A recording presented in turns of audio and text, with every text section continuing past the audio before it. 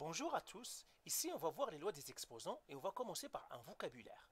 Alors, je vais prendre un exemple, disons que j'ai 2 exposant 3, elle est égale à 8. Eh bien ça c'est une expression, et puis chaque partie de cet exposant-là a un nom. Donc le 2 ici ça s'appelle la base.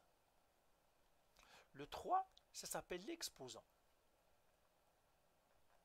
Le 8 ça s'appelle la puissance.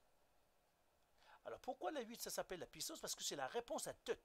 En fait, je pourrais même dire que 2 exposant 3, tout ça, c'est la puissance. On l'appelle la puissance, qui est égale à 8. 2, c'est la base de la puissance de 8. 3, c'est l'exposant.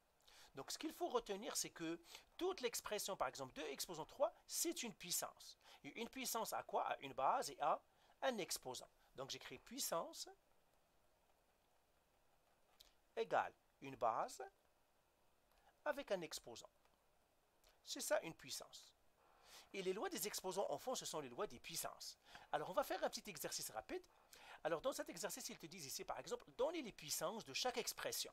Donc j'ai des expressions, j'aimerais avoir les puissances. Alors quelles sont les puissances dans cette première expression? Eh bien les puissances sont séparées par des multiplications et des divisions. Il se peut qu'elles soient séparées aussi par des plus et des moins, mais une puissance, c'est une base avec un exposant. Ça, c'est la première puissance, la deuxième puissance, troisième puissance, quatrième puissance. Donc, quelles sont les puissances ici? Donc, je pourrais les mettre ici. C'est 2 exposant 3. L'autre puissance, 2 exposant 5. L'autre puissance, 3 exposant 8. Et la dernière puissance, c'est xy exposant 4. Dans cette expression-là, c'est quelles sont les puissances? Eh bien, je vais regarder, une puissance c'est une base avec un exposant. Ben voilà, j'ai une première puissance, elle est là. Une deuxième puissance, troisième puissance et quatrième puissance. Donc j'ai 4 puissances ici. Alors ces puissances-là interagissent d'une certaine manière avec des multiplications et des divisions. Mais en tout cas, moi j'ai des puissances ici, c'est ce qui m'intéresse. Après, je vais voir comment ils interagissent et comment leur interaction. C'est comme ici, j'ai 4 personnes, et puis ces 4 personnes, ils sont en train de discuter, on va voir comment la dynamique va jouer. Mais la première chose, je dois reconnaître mes puissances. Alors la première puissance, c'est 2xy au cube. Deuxième puissance, moins 4, x au carré y à la 4. Troisième puissance, xy au carré. Et dernière puissance, c'est 2x au carré, y le tout au cube.